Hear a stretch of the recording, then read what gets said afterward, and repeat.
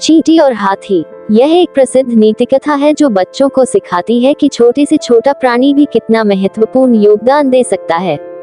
कहानी कुछ इस प्रकार है। एक जंगल में एक विशाल हाथी रहता था जो अपनी ताकत और आकार पर बहुत घमंड करता था। एक दिन उसने रास्ते में चलती एक छोटी सी चींटी को देखा और ठठाकर हंस पड़ा।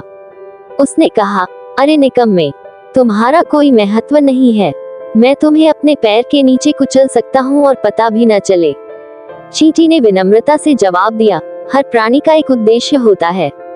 भगवान ने हर किसी को किसी न किसी काम के लिए बनाया है। कुछ दिनों बाद हाथी का पैर एक शिकारी के जाल में फंस गया। वह जोर जोर से चिंघाड़ने लगा, लेकिन कोई सुनने वाला नहीं था। तभी वही छोटी चींटी वहां से गुजरी और हाथी को संकट में देखा। उसने तुरंत अपनी साथी चींटियों को बुलाया और सभी ने मिलकर जाल को कुतरना शुरू कर दिया।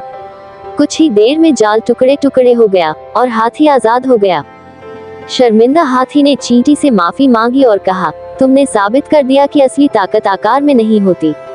तुम्हारी मेहनत और हिम्मत ने मुझे बचा लिया।